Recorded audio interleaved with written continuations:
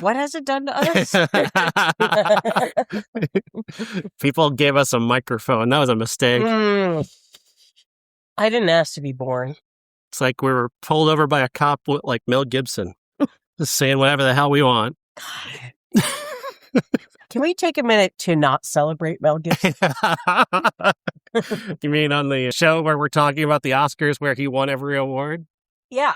Think maybe we shouldn't talk about Mel Gibson? I feel like if Milli Vanilli had to have their Grammy taken away, I think that should happen to Mel Gibson. Well, he actually did direct Braveheart, though. I think, as I understand it. So? I'm just saying, no, Milli Vanilli is not a one-to-one comparison. So? I feel bad for Milli Vanilli. If we took all the Oscars away from racist people, how many people would still have Oscars? Amy? Only good ones. Since when am I like the know-it-all that? I'm telling you. You don't know every racist person that's won an Oscar? I mean, we know way too many of them. That's won an Oscar? No. But I do have family members I could talk about. Oh, God. Welcome to the I Hate Critics 1996 podcast. I'm professional film critic Sean Patrick. Hi, MJ. Hello. Hi, Amy. I'm professional anti-racist Uncle Amy.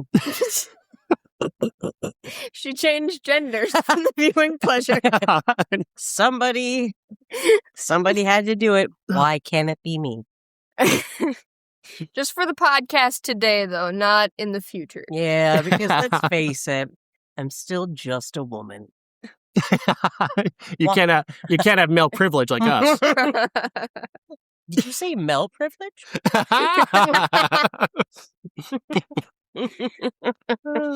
We're talking today about, because today as we're recording this, it is Oscar Sunday, so I thought, why not skip movies this week and cringe our way through the 1996 Academy Awards? And cringe we did. Good Lord.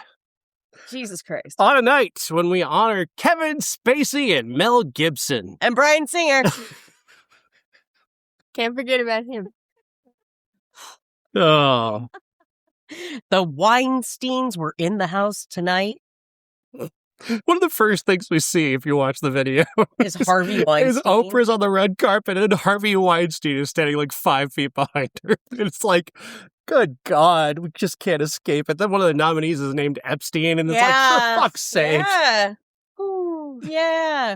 Problematic America. Oh, my God. At its prime. Yeah. Before punishment actually began.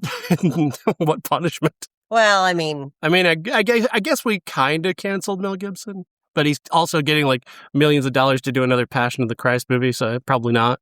Jesus Christ. Hates him. Don't make, you know what? We've got enough of those movies. Is that like the third one? The third one was where he went to space. Oh, Jesus in space. I liked that one, but I liked when he had the caper in New York. The diamond smuggling plot was a choice. I didn't realize that he was already friends with Charles Jordan. Or Miss Piggy, for that matter. This one, he's going to be a pirate.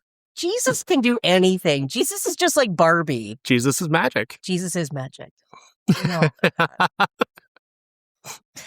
Magic Jesus. He's pretty cool, actually. He's doing all that shit. Well, he's got a lot of work. He's got to catch up to his dad. Because his dad had a hit franchise in the 80s. Oh, that's true. Oh, God. Oh, God 2. And, oh, God, You Devil. Uh-huh. Yeah. Yeah. Because I don't know if a lot of people don't know. Fuzzy, you're too young to know that George Burns is God. Mm-hmm. I did not know that. You did not in know fact, or who George Burns is. I did also not know that. Still don't know that. No. I now know his name, George Burns. But yeah, he played God in 3 movies. In 3 movies. 3 hit movies. Wait, was there a dog in one of them? Is there a dog? I don't think there was a dog, no. I feel like there was a dog in one of them. I think they were all just little kids, and John Denver. Brooke Shields was in one. Was she? Yeah. I don't remember Ted that. Wass was in one, right? One of them's a little girl that she's got to get everybody to believe in God. can do. I remember that song. And then like John Denver, I thought was the first one. Oh yeah, God, there's like 17 of them. No, there were only 3. Oh, God, Of course, John Denver, yeah, became a big star in one of them. Right? No, that was Ted Wass that became the big Ted star. Wass did not become a star. He did in the movie. Anyway, no one talked about the Oh God franchise at the 1996 Oscars. No, they totally forgot about it. It was completely overlooked. Yeah. With good right, since it came out in the 80s. So, first of all, let's just talk about the fashion. Oh my God, the lapels? Wow. The lapels were so wide, and I don't remember this. I remember making fun of like seeing old 70s ones where the ties were wide. It's a wide lapel right there. It's a wide lapel right there. There are wide lapels all over, except for Well, Tommy Hanks. well, they had to have the wide lapels to make room for all those ribbons, am I right? Oh, those ribbons! Whoopi hated ribbons. Whoopi's is like, she comes out dressed as a judge Yeah. for some reason. Yeah. She wears that the whole night, too. The whole It's night like, doesn't make any changes, which is fine. doesn't even have a gavel with her. Yeah. Or like a lacy collar like Ruth Bader Ginsburg. She's very happy that Alec Baldwin punched someone. Yeah.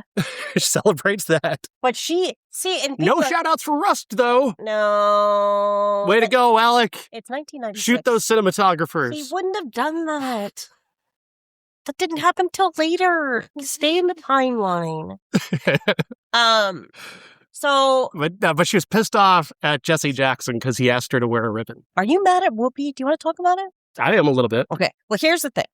So, people to give you some idea, like in the 90s, especially like early 90s into I would say the end of the 90s, they wore red ribbons in support of those ill and dying of AIDS and AIDS research. And I always thought it was one of the coolest things. I loved seeing people with those ribbons. Whoopi wasn't fucking having that shit tonight. She didn't spend however much on her dress to put a fucking ribbon on it, she says. Yeah. I mean, like, came off like a real cunt. Like, what the fuck is your problem with the ribbons? You don't want to wear. Nobody's making you wear. No one's making. Why bring it up? You just said, yeah, I'm not wearing the ribbon. Other people wore the fucking ribbons. Yes. Sorry, you don't support something because your dress is so expensive. I'm sorry, your dress looks like you just got it off the rack at JCPenney. So I don't know what you're bitching about. I'm sorry. She borrowed it from Judge Wapner. Judge Wapner. And then a satin kind of nightie underneath it. I don't know why she's so bitter. Like, what the fuck? The whole thing is that they're making fun because now everybody had a ribbon at that time. Like the soldiers had a ribbon, like a yellow one, and like gays had the rainbow ribbon. And Yeah, but like gay disease. She actually said the gay disease. The gay disease. And one day we'll have a cure. No. It's weird because it only got bigger after that. I mean, there were gays everywhere after this one. Coming out of the woodwork. Yeah. Coming out of the closet. The woodwork and the closet. Woodwork. Gays don't do Gays woodworking. would never do woodwork. I'm sorry. Actually, I'm sure the lesbians. Lesbians, that's different. That's different. The lesbians, meanwhile, getting the sawzall out. Oh my gosh. Don't come at me. I'm queer. I know the you can't come. stereotypes. You can't come at us for that. So yeah, she was mad. I guess Jesse Jackson asked her to wear a specific ribbon because this was one of the most recent protests of lack of diversity in the nominees. Because do you know how many nominees were black in 1996? All of them?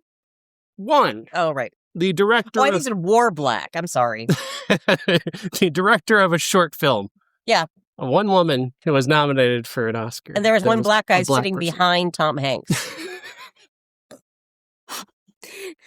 That was it. Well, man. okay, nope, take that back because in the beginning they did a whole runway dedicated to the costume. Yeah. The costumes of the films. And so all the supermodels were there. It was amazing, except for, well, we didn't see Cindy, but still, like Naomi, Claudia, everybody's there. Tyra, like, wow, you cunt. Was not excited to see pushing her Myra. way to the front. Yeah, of course she did. She's the Trump of models. She has to be up and seen before everybody. That was awkward and weird. Yeah. It didn't make, like, imagine trying to stage a fashion show around the movie 12 Monkeys. Because it doesn't work. Poor Tyson Beckford. Yeah. He had to wear that Bruce Willis space costume from 12 Monkeys. Yeah. It was so weird. Was that Tyrese that did that one? Tyrese? Tyrese Gibson, the model? No. No. It was Tyson Beckford. Tyson Beckford. Oh, yeah. It was him. He was hot. But Tyson Beckford. Tyrese was like 13. It wasn't. Tyrese was popular. He was like 17 or 18.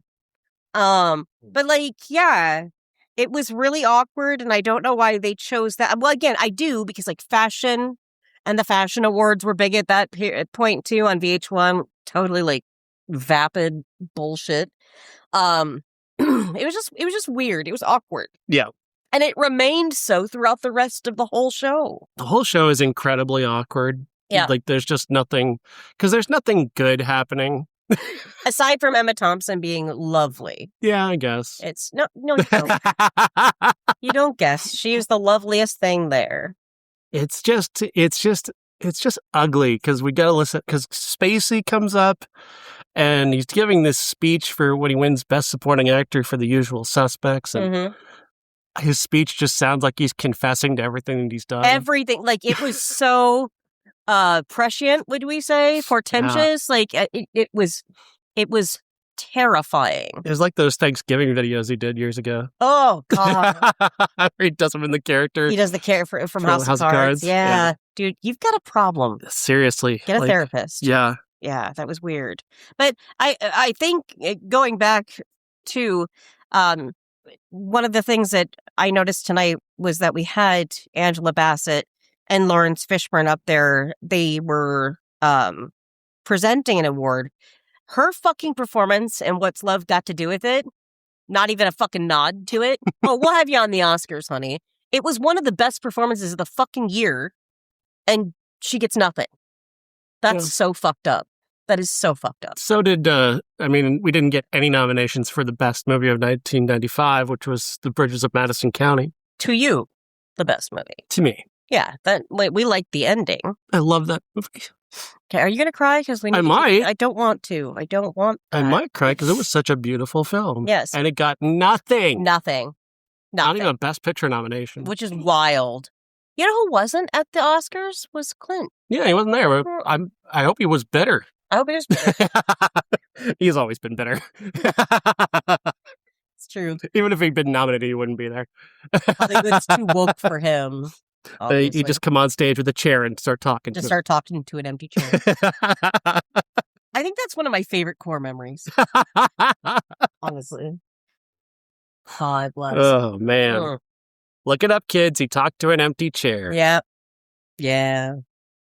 That was great. What a statement that was. Clint, no one's there.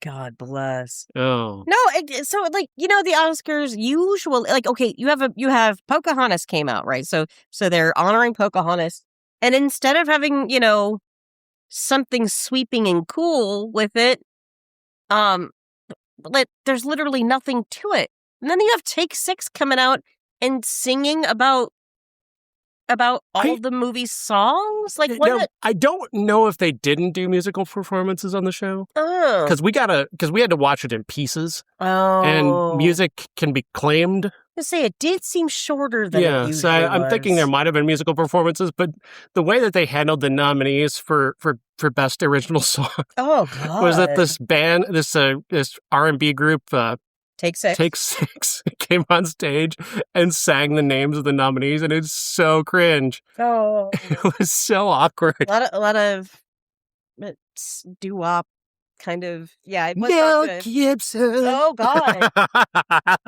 I really don't think that they prepared for that at all. I think they just threw them onto the stage and said, "Hey, just sing about these songs. Yeah. This is your list." and they just went for it because Mhm. there was no cohesion to anything they were singing. I think that their voices were lovely. Of course they could sing. We just like Voices were fine, but like the actual song itself was like, okay, what dumpster did you did you take this out of? Oh, God. I heard names. Yeah. A lot of names are not musical. Yeah. No. Yeah. So why would you make that? Why would you try to make them musical? Also, one then?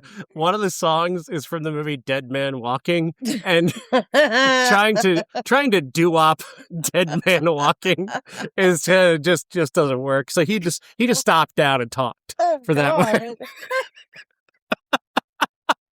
Something about this doesn't feel appropriate. They fried this guy. Oh my God. No. But anyway, the stars were out tonight. Winona Ryder looked fabulous. Absolutely fabulous. But I didn't get to see anything from her. Like, how do you look that good and then you don't get like barely any screen time? That's bullshit. Susan Sarandon, I could not stand her hair this night. I remember it like it just stuck with me. I hate the hair, and the dress looked like a huge, gigantic brown bag. She looked like she was going to die. Yeah, she was out of breath. I wanted to run like a puffer up to her so she could get some get a few breaths in. She was that dress must have been fucking heavy going up those stairs. Like she had like bricks in it or something. I like to thank my husband. She really gave me anxiety during that. Like I was worried she was going to pass out. She just seemed like she was going to. Another one who there's two people that spoke very, very quickly. Yeah. Sandra Bullock and Alicia Silverstone. Oh God, yeah. They just like flew through it. Sandra just did not want to be there at all. She wanted to get off stage so fast. It was wild. She looked gorgeous. Though. She did, but like, wow. Just could not have read through her category quicker. Nope. Can't say I blame her. She's like, I've got other things to do, guys. Really. You didn't nominate me for anything, so can I go? Yeah.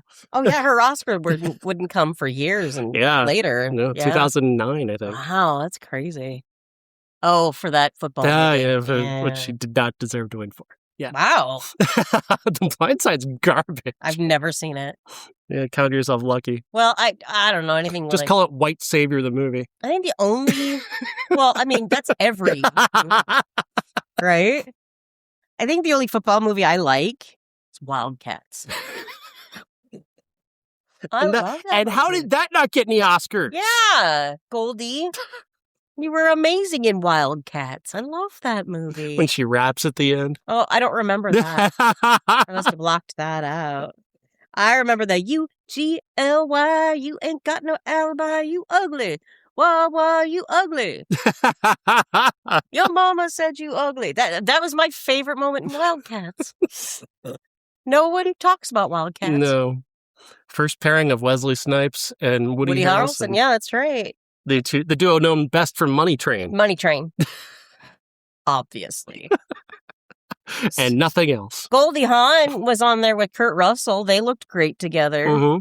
She hates dresses that go up past her side boob, though. Like if it could be lower and her nips just barely popped out, that's her kind of dress right there. I love her though. She's adorable. They're still together, unlike literally all the other couples. Nope, Tom and Rita are still together. Right, but I mean, he wasn't up there thanking her though. Oh, that's true. Whereas Susan and Tim aren't together anymore. Yeah, that ended, and just like these lovely moments are just filled with Nicolas people. Cage and Patricia Arquette aren't together anymore.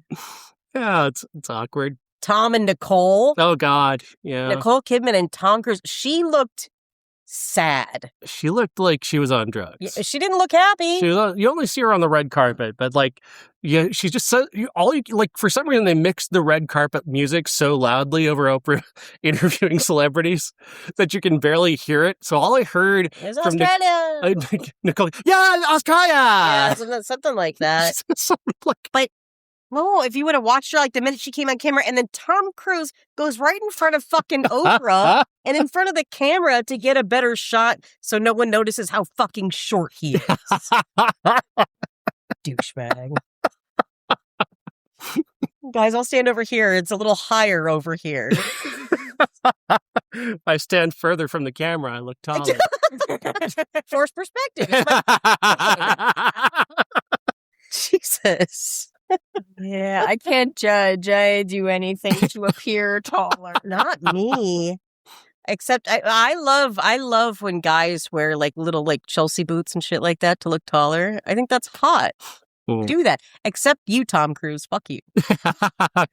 Anyone else can do it. Anyone else Tom can do it. Cruise, That's not you. You No, have such he short didn't man have syndrome. He didn't have a couch to stand on. Oh my God.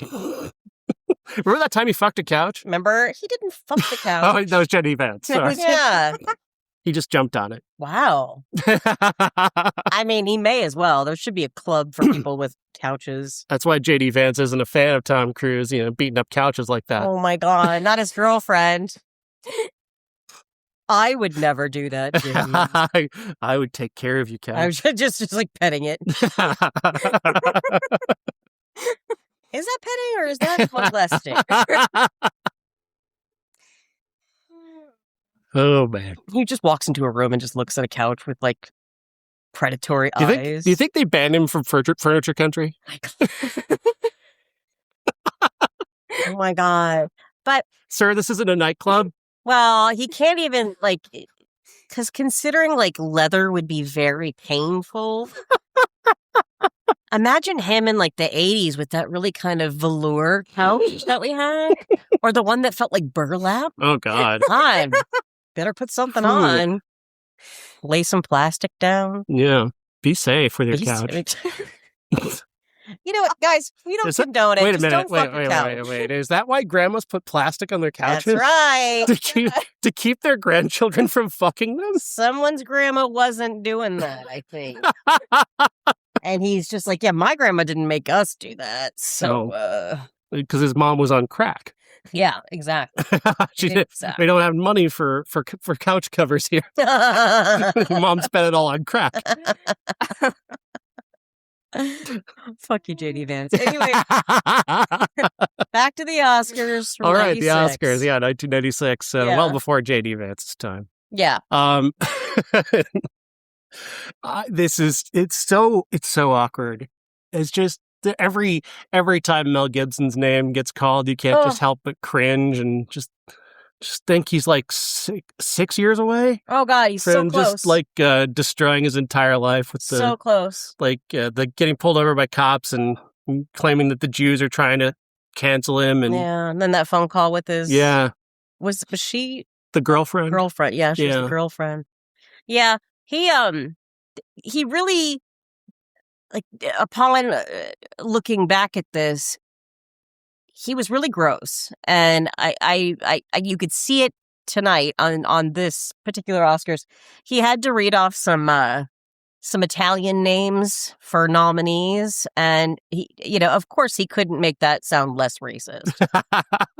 He's like, I'm really enjoying saying these names. It's okay, and then you got like fucking Anthony Hopkins cut out later and saying it naturally because it sounded natural. To a person who's very intelligent and right, yeah, cultured and educated. It's not that hard to say somebody's name correctly. Who didn't direct Passion of the Christ? All right, this guy's name's Italian. Yeah, yeehaw. You're Australian. Why do you sound Southern? That's what I'm saying. Mel Gibson is an honorary American. And that's not a compliment. Exactly. I mean, he is one of the first people to call Trump daddy. Ew. He did. He did it on Fox News. He did not. He did. He's giving an interview, and he's like all excited that Trump's been reelected, and he's like, it's like daddy's home, and he's taking his belt off. Oh, God. Yeah. I'm so nauseous. Yeah. You do understand, Mel, beating your kids isn't okay? I mean, fucking your kids isn't okay either. Donald. Gross. Oh, Can we ever not get political? Like that girl in the Epstein files who is underage and looked exactly like his daughter? Yep. That's weird. Yep. That's weird. Yep. Anyway. None of our business. I didn't need to know that. Let's talk about fashion. Wait, you want to talk about Whoopi's cloak some more? No, I don't. Thank you. Emma Thompson had the most gorgeous white outfit in this. It's like this beaded white top that was a button that looked like a little cardigan and a cute little white, like long gown, like skirt thing. She looked fabulous. And I like that kind of like if somebody wore that now, it still looks timeless. She looked amazing. And something about her just makes it makes Hugh Grant's awkwardness look performative. Yeah, it's true. It's true. It's true. Like, did he steal this act from her? Yeah. She's just the best. She seemed delightfully befuddled. Oh my God. But better. Because she's a woman. I love that. And her producing partner, when they announced Sense and Sensibility as a nominee for Best Picture, and they cut to her producing partner, and she is just the happiest human being in the world. Just the biggest smile on her face. Oh. She could not have been more excited to be there. Like, oh my God. That would be any of us. We'd be like, I can't fucking believe this is happening. That's amazing. That was the only really good moment of the night for me was her just little happy face. Oh my God. She looked like a happy kid. Yeah. She actually did. Robin Williams. Oh, no. Yeah, we got to talk about it. I know. Did we hallucinate all of his career? Yes. We did. It's like you can't leave him alone for a second. No. And like he needs staff. Yeah, he does need staff, I'm telling you. He needs somebody to step in. Oh, God. And just go, no, Robin. Honey, inappropriate. You need to let other people talk. Don't talk about your penis. It's not your turn. Don't talk about your penis. Him, and then Jim Carrey. Oh God, Jim Carrey. Yeah. I hated it. I hate it. Like I had to turn away and look at my refrigerator for a while because I couldn't face what was happening on the stage. It was awkward. It was just like neither of them did or said anything funny. They're just manic and all over the place, and oh my God. Jim Carrey referencing Midnight Cowboy using Woody and Buzz Lightyear, like it. I don't know. It somewhere that might have been funny in some universe, but it felt really, really uncomfortable. Yeah, really uncomfortable. Yeah, and not only that, like a lot of people like Fuzzy watching this going, "Fuck's Midnight Cowboy."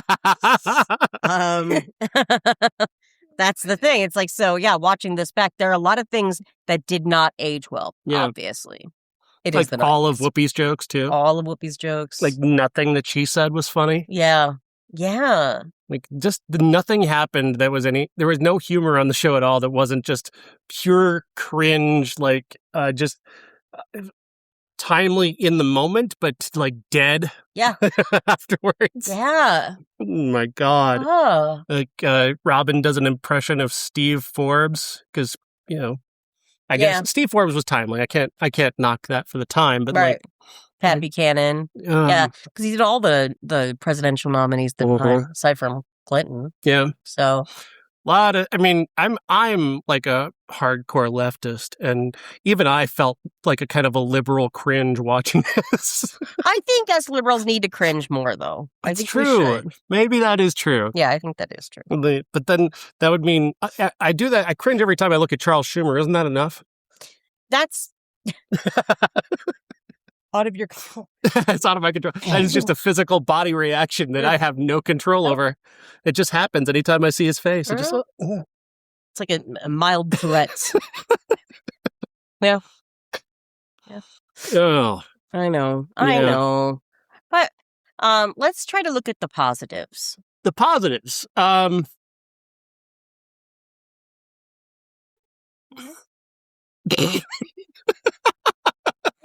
Hang on, I'm not done thinking. Kirk Douglas's speech was cute. That was cute. He loves his sons. Yeah. His wife was crying. Oh, it was adorable. Michael Douglas was crying. Yeah. That was cute. Elizabeth Shue's hair looked amazing. Yeah. Then, of course, Whoopi has to point out that, I got 3 people here playing sex workers. Hollywood. Oh. Or my favorite joke of the night is a whole lot of boobs that are new in this room tonight. Am I right? Plastic surgery. We liked people that were real bad. Yeah, Whoopi would not let. Well, I mean, I'm sure she probably is pissed off. Like in the age of the influencer, my God, where everybody looks homogenized and exactly the same. Cheekers. I mean, I am all for like you. If you want to do stuff to your body, it's your fucking body. You do whatever the fuck you want with it. That's up to you. Having said that, you look like everybody else right now. All of you influencers. It's weird. It's weird. Yeah. It's uncanny, is what it is, and it's uncomfortable. Nobody has pores. I'm looking at nobody has pores. And they all have cute little button noses now and lips that are bigger than their own heads. It's not cute. And you know what? Yoga outfits, they're not dress up. Just put clothes on. Real clothes. That's something I've been tired of since I was a kid. I was like, I don't want to wear the same 5 things, bitches. You don't have Get to. some variety in here. God, if I see one more, like, size -0 in a yoga outfit with an Arpels bracelet and hair that she constantly puts her long nails through and then taps things with, I'm going to kill myself. I am on a watch list right now. I'm telling you. I am so sick of these people. And I'm looking at the crowd tonight at the Oscars, and I'm looking at these people. I'm like, everybody's white, but at least they look like their own white person. You know what I mean? Like they don't look like they're. You could tell the difference.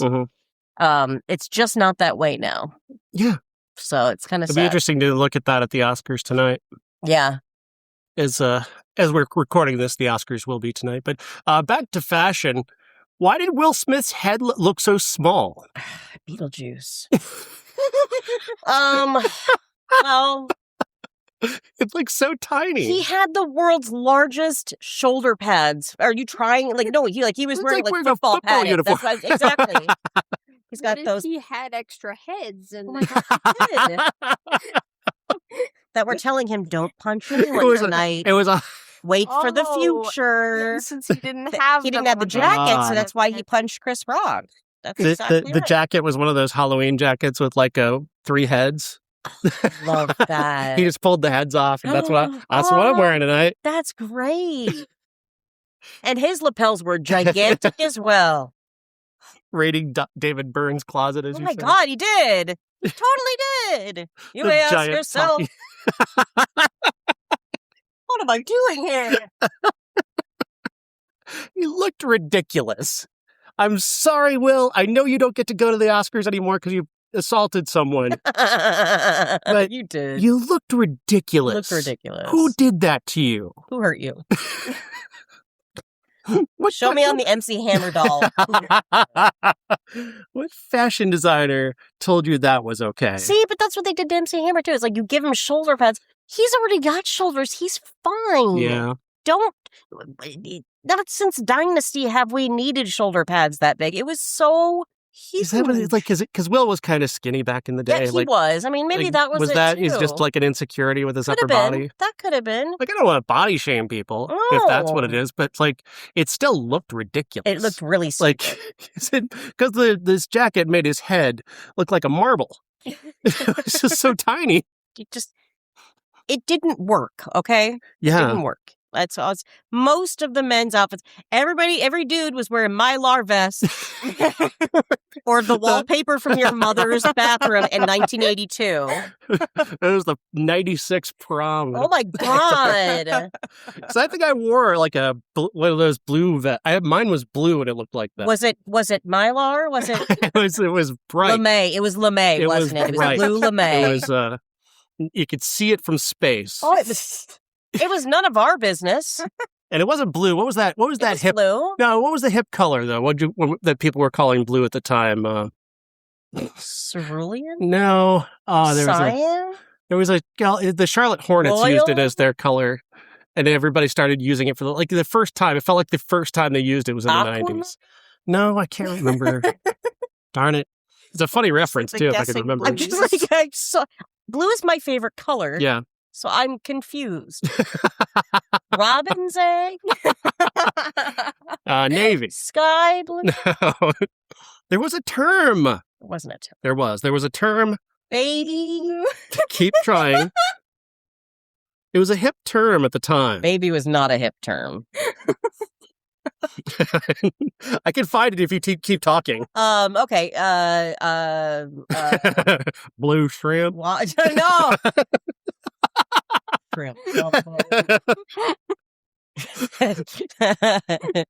Shrimp.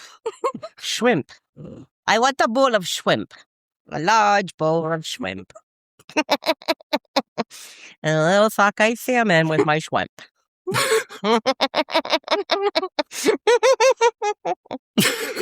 Tell me, do you have any shrimp? Teal. Teal's more green. Absolutely not. What you just put me through? You dare fucking say teal in the end. Looks blue to me. Teal looks blue to me. Teal. Oh my god. And yeah, so that's my vest was teal. It was teal. I remember picking it out the picture myself. Is here somewhere. I picked it out myself, and it was teal. Put some proof on the Facebook page. Absolutely not. Okay. There's a reason there are no pictures of me. It's a good picture. Actually, surprisingly, good picture. Oh. I don't exist before 2004. I don't know what anybody's talking about. I just popped into the universe that day.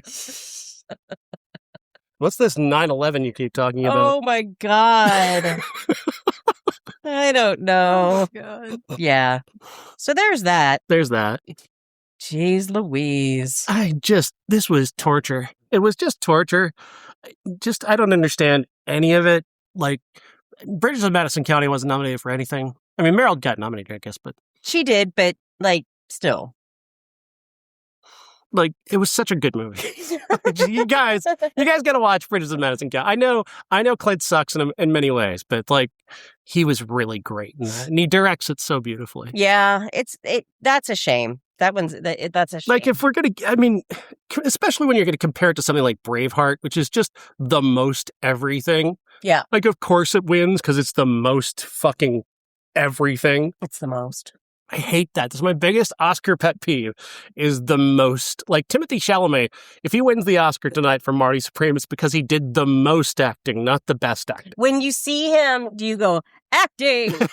I know, yeah. That's what I usually do when I see, like, that kind of thing, and Yeah. that bothers me. If I'm saying that out loud, odds are you're terrible. Yeah.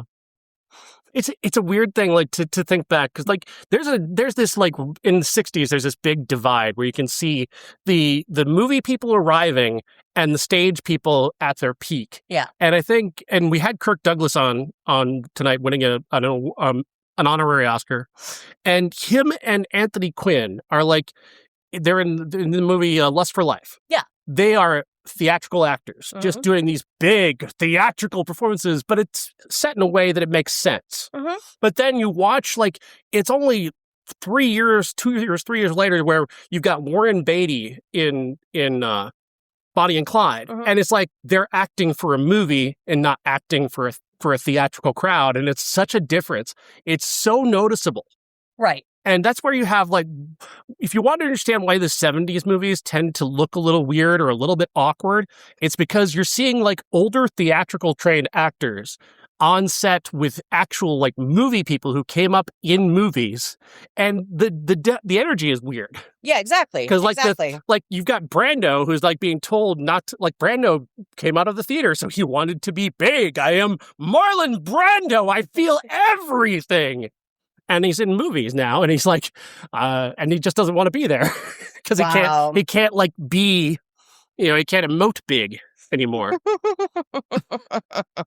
He tries, he does, he still, does. and he just ruins a lot of movies. I think there's certain actors that can do those Yeah. the bigness, and sometimes it's expected, sometimes it's not.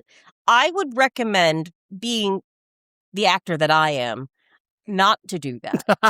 Rein it in. Yeah. Pull it back. Like, the Unless you're a theatrical theatrical thing actor. Has a place. Like, there's a place for that when Yeah. the character has a big personality. You might want to be more theatrical and big in that way, but movies and theater are a different thing. You don't have to belt a movie to the back of the room. It's already loud enough. Yeah, exactly. Exactly. Yeah. Exactly. If you want to know how to act in a movie, watch Viola Davis. That's all I'm saying. That's true. She's just the most natural human being in every situation, and it blows my mind every time I see her. Yeah, exactly. And how she's been on the stage, and she can still walk into a movie and just be in a movie. Yeah. Yep, exactly. Well, aside from that, I still think that, again, we're in a room full of talented people. These are talented actors.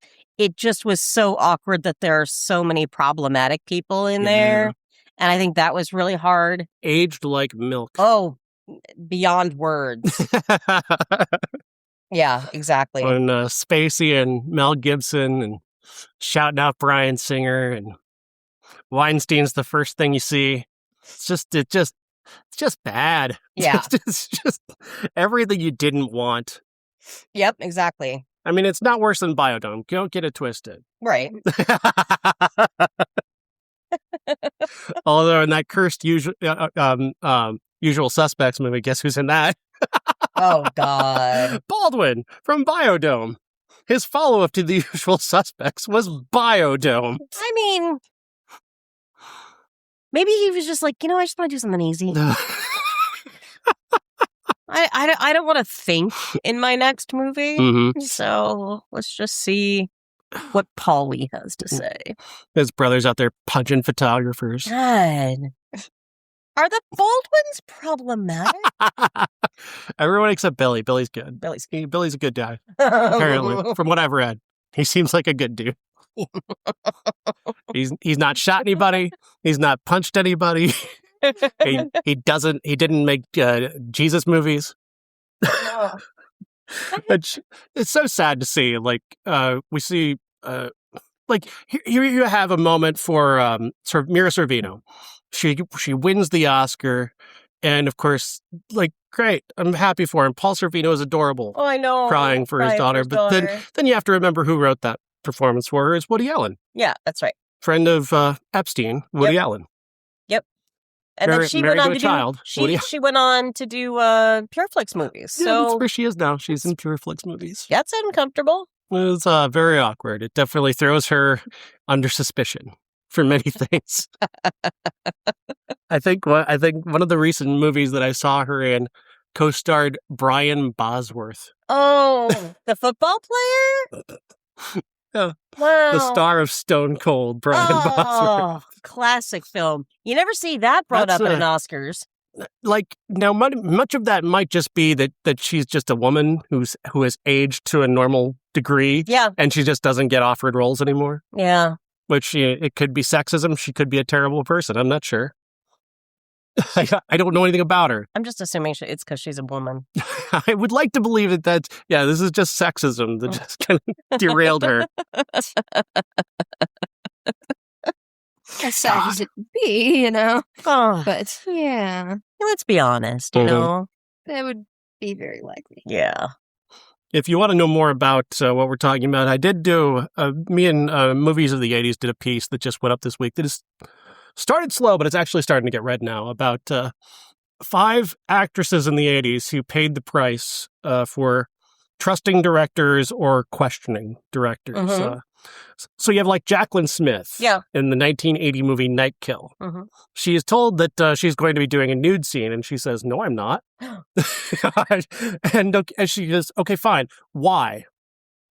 And nobody has an answer for her. She says, "Okay, then I'm not doing it." And so she didn't do it, and then she never acted in a feature film again. Wow. She stayed on TV, and she was incredibly popular on television. She had a long-lasting career, but she was labeled difficult by movie directors. And difficult because we don't want to take our clothes off. Yeah. Lisa Eichhorn. Yeah. She's in a movie with Gene Hackman, and the director tells her, "Oh, we're going to throw in a nude scene," and she's like, "No, I'm not doing that." And she got fired from the movie a week later, replaced by Barbara Streisand. Oh no! Who was the best friend of the director's wife, Sue Mengers, who is the most powerful agent in Hollywood. So you can imagine what happens to Lisa Eichhorn. She just doesn't act in movies again. Wow! Coincidence? It's total coincidence. Total coincidence. Obviously, that she said no to one of the most powerful people in Hollywood, and yeah. I feel like You're just telling Hollywood. It doesn't sound real. Elizabeth Brooks from The Howling. Mm-hmm. She was promised that the nude scene that she was going to do would be obscured by smoke and the action of the scene, and found out during an interview promoting the movie that she was in Playboy magazine. Okay. She didn't know she was in Playboy magazine. Oh. She had no idea she had been photographed nude. Oh. She was nude on set, and so she understood that she was on film, but she was told that you wouldn't be able to see her. They promised her that it would be obscured because she's turning into a werewolf. Right. So she was told this was going to be obscured, and it wasn't. Somebody snapped a photo of her on set and sent it to Playboy magazine, didn't tell her that, and a reporter asked her what it was like to be in Playboy magazine. Oh, my God. And let's see what happened. They made Howling 2 and didn't bring her back because she talked about it and asked for more money. God, why are we all just cunts? Yeah, we just keep our mouths shut and show our tits. Everything will be fine. God. It's awful. There's 2 more stories for that, and I would urge you to read it for yourself. It's just, and the thing that movies of the 80s told me that they really hit it home right at the end when they said, and these are the stories we know about. Wow. And there's 1,000 You've more. got to figure, like, there are just so many actresses who are just so, like, I can't talk about it, so they'll just not let me work anymore if I talk. Oh, my God. So there's so many other actresses who didn't say anything, and Lisa Langlois didn't say anything right away after she was bullied into a nude scene in Phobia by John Huston. Yeah, the famed director John Huston, who she went up to John Huston and she said, Audrey Hepburn wouldn't do a nude scene, and he shot back at her, she would for me. No. No. Ugh. People don't just do that like, oh, it's a favor. Yeah, that's... No. It's not something that happens. And then she's making a movie, a comedy with Steve Guttenberg, the man who wasn't there. Yeah. And they tell her that she is not going to be seen naked. Don't worry, Lisa, you're not going to be seen nude. Yes, Steve's character is invisible in the scene, but we'll make sure no one can see you underneath him during your sex scene. And then she is completely nude in the movie. She didn't know that. I mean, they told her that they couldn't see her. So she saw that when she saw the movie. Wow. Yeah. And I think her name is Janet Eilber's the last one, the co-star of Rick Springfield in Hard to Hold. Signs on for a PG-rated movie. And then finds out there is a hardcore sex scene where her and Rick Springfield are just sweaty and naked. Oh, that sounds amazing. She did it and then quit movies. Yeah. Because she was a dancer. She is now the head of the Martha Graham School. Oh, my God. And has been for the past 40 years, which is amazing. She's incredible. And she walked away. She didn't say she walked away because of it. But let's be fair. Like, come on. If you've got something to go back on and you had that experience, like, fuck it, I don't need you. I can go dance. That is wild. Yeah. This is, the movies of the 80s were supposed to be fun. Yeah, but it's been nothing but a bane. It's been nothing but a thorn in your side. I've had some fun. Like, Michael Jackson's story is fun. Have you heard Michael Jackson's story? So Michael Jackson wanted an Oscar real bad for Thriller. Yeah. And they put it in theaters in front of Fantasia.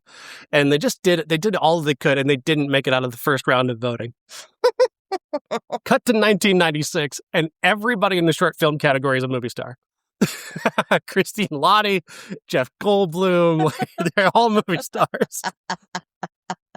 Like the short film category, they back in the day, they're like, we just want to foster young filmmakers who are learning the business and getting in the business, and people who don't get a big spotlight to give them a chance. And 13 years later, wow, Jeff Goldblum and Christine Lottie is your winner, ladies and gentlemen. Oh my God! Congratulations, Christine Lottie. Well, I mean. That up-and-coming filmmaker. But it's still a woman. True. She had to fight to get that, I'm sure. I'm sure she did. Jeff Goldblum had already been in Jurassic Park, so. My point stands. Yeah. Let's just... He got a payout. Let's just say. I don't know. It's frustrating. It's frustrating because, like, I get it. I get why they rejected Michael, because he wanted an Oscar so bad, and it was kind of cringe that him and John Landis, like, were campaigning for it. You know what? I wonder, that feels like it's more on John Landis than anything, though. I can't see Michael being like, I need this. I feel like John Landis as a director was like, I need this. I killed a guy, Michael. Exactly. I killed a guy and 2 kids. You don't understand. Need this. I need this. I don't get this, and we're all fucked. How will my son ever achieve anything? Oh my God. Off of my name if I can't get back in the business, Michael? You're talking like nepotism's a thing. Knock that right off. John Landis killed 3 people, 2 children, and an actor. Oh, murderer. I say that like so, like, murderer. Like, my little fop laugh. I don't want to say this without knowing it's for real, and it would just add like one more little layer to this night of Oscar 1996 if this is what I think it is. So just talk amongst yourself for a moment. I'm already upset. I'm already worried. It's not good. Okay. It's not good. The thing about this podcast is rarely is it good. It's not good. It's what I'm looking up right now is not a good thing. I feel like it's going to be a very bad thing. I hope it's not. Maybe I got the wrong guy. Maybe you do. I could have the wrong guy. I'm looking it up now to find out if I've got the wrong guy. Let's put on Passion of the Christ and pray. On PureFlix, do you think, like, when they first started PureFlix, that they only played Passion of the Christ, like they play, like, It's a Wonderful Life on Christmas? Oh, my God. Or Christmas Story? Like, they just play it on repeat? Imagine if it was all just the same movie, but different, like one thing was changed each time. Oh, I would hate that. Imagine if they played, like The Passion of the Christ 2, Electric Boogaloo, right after, like they played it in the way that they play like Star Wars. You know, like usually the like different TV channels will play Star Wars, but they'll play every one of them in order, and that's what they do with Passion of the Christ. Oh God! Were you wrong or were you right? Thankfully, I think I'm wrong. I don't see anything. I thought the guy who wrote Braveheart was the same guy who killed somebody on that Midnight Rider movie. Right, but it's not. It's not the same guy. Oh, thank God. Randall Wallace is not that same guy. Thank God. That could have been terrible. Can you imagine, like... that, you know what? No, because we can't take much more of this. If Mel Gibson was working with the Midnight Rider guy. Would you be surprised? Because I don't think any of us would be at this point. Oh. No. At all. It wouldn't be surprising. No. Just to make it all that much worse, you know? So, just because the Oscars are tonight, who do you think is going to win Best Film? I think Sinners. I'm picking Sinners to win. Yeah. I don't see Sinners falling out. Okay. I don't think I don't think the Academy has the nerve to nominate it for 16 awards and then not give it Best Picture. Did it win any Golden Globes? It won. Michael B. Jordan won like the actor award. Oh, good. Yeah, they've won plenty during the season. Good. That's good. Yeah. Okay. So I do think Sinners is going to win. I think Jessie Buckley will win for Hamnet, which I love. I love that movie. Yeah. Yeah. Sean Penn's going to win tonight for One Battle After Another. Okay. I have no idea what that is. You don't know One Battle? Leonardo DiCaprio? Tiana Taylor? Paul Thomas Anderson? No clue. Wow. I'm kind of like busy. I was just saying on Twitter the other day that billionaires don't watch movies. And that just kind of applies to you as well. Yeah. Exactly. Billionaires don't watch movies because of Roger Ebert. A Roger Ebert quote that explains that is that movies are machines that make empathy. And you can't have empathy and be a billionaire. That's so rude. I would like to cite my friends, the other billionaires. Elon Musk. Jeffy Bezos. All known for their care for others. Known for their care for others. Do you know how much money Jeff Bezos has given people? It starts with a Z and ends with a zero. So. You know how much he paid for that wedding? Do you know how many bottles he gives his drivers to pee in? Oh my God. None. They have to get them themselves. No, that's a lie. Do you know he lets them park overnight at their centers? They can park their vans overnight at the center. Oh, good. When they go off their shift, they can park in the parking lot and come back in the morning. He's so kind. I know. And giving? Yeah. Nobody noticed that because Nomadland won Best Picture during the pandemic, but it was a movie about a woman who lived in a van and worked at Amazon fulfillment centers, and she lived in the van, and the fulfillment centers let her live in the parking lot next to other workers for Amazon who also lived in the parking lot. Because Jeff Bezos is the best. Just the absolute Just the best. absolute best. I don't know anyone like him. This isn't a dystopian wasteland at all. Everything's fine. We're all the dog in that meme now. Everything's fine. Everything's fine. Just got my little mug. My hand, the world on fire around me. Everything is fine. Everything's fine. I can't hear out of my ears because my shoulders are permanently stuck there, but it's fine. Maybe somebody that I didn't ask will come up behind me and give me a back rub. God! Oh, they call it the Lassiter. Oh, don't do it. John Lassiter, not Jeff. I was going to say, wait a second. John Lasseter from Toy Story had a thing for walking up on female employees and giving them back rubs. Yeah. Don't do that. Don't do that. I mean, it's the least worst, but it's still bad. It's still bad. Don't do it. Yeah. But it's the least worst. You don't want to aim for the least worst. You want to aim for the best. Yeah, actually. keeping your hands to yourself and not making other people uncomfortable. If we need to take you back to kindergarten, we can. Talk about keeping our hands to ourselves. Them in our pockets. Oh my God. John, you're going to have to wear the gloves during recess. Those are the hands to myself gloves. They have no fingers. The mittens.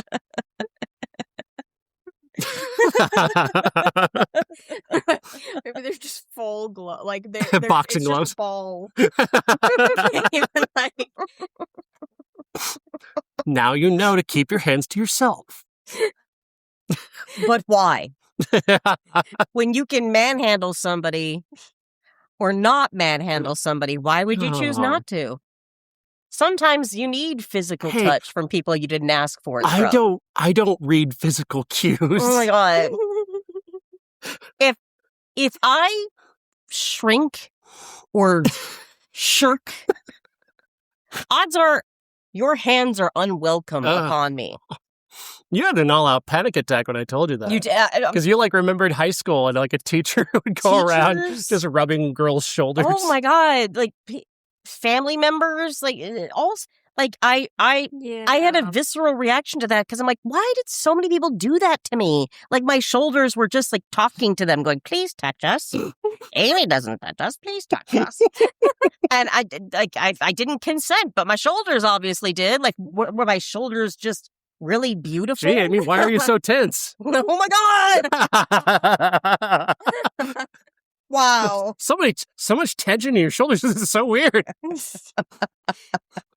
Maybe it's because you're touching me and I didn't ask you to. It's funny. I didn't want this to happen, but I'm very worried about it happening. That's crazy. Crazy cause and effect there. Oh. Tell me about If your nickname is Uncle Touchy, nobody wants you around. No, but if your nickname's Aunt Touchy, call me. Oh, hello. What? Doesn't mean I touch you. It's just that's my last name. Touchy. Touche. It's not. It's Tutchy. Touchy. Thank you. God. Stop it. What are we watching next week? I don't know. Talk amongst yourselves for a moment. No, because you always do this, and then I have to think about things, and then the stuff I want to talk about, I get made fun of for talking about. I've never made fun of you for Okay, talking so about Robert this. Shannon and Joseph Okay, that I'll Quinn. make fun of. So, no, but actually, I did have a dream last Monday that I was in a room Next and I week. was locked up with Paul Rudd, and he was looking at me and he's like, "You're going to get me in trouble." I'm like, "I know." And I leaned in and I kissed him, and he was amazing. Like, it was like a really good kiss. And I'm like, "Oh, but I'm seeing somebody else," but I really wasn't. I don't know why I told him that. Like, I was like more attractive to him. And then I'm like, "He's married. What am I doing?" And then I said, "I have to go." And he goes, "This is all your fault." And I'm like, "Yeah, I know." And then I left. Real dream, though. Like, he was a really good kisser. Man, I wish those kind of dreams would happen to me. I just get weird stuff. I know. Like, Well, he had a lot of God. stubble, though, so it did hurt after a while, but it was worth it. It was just my face, not my thighs. You're welcome. No movie next week. it's like, actually, Amy's been removed from the apartment. I don't think so. I make the spaghetti around here. honoring Kevin Spacey, Mel Gibson, and Amy. Rude. Shout out to Bryan Singer. Hey. What are we watching next week? I don't know because they're all terrible. They're what do you all want terrible. to do? What do you want to do? I don't know. There's like Flirting with Disaster. Maybe. Yeah, that one would be good. Let's do Maybe. that one. It's My Party, starring Eric Roberts. and So Flirting Margaret with Cho. Disaster, then? It's not a lot to choose from. Whose fault is that? 1996. That's true. Maybe we'll pull something backwards or forwards to watch because there's nothing. Because it's just trash. Pure trash. That's what I'm thinking. Okay.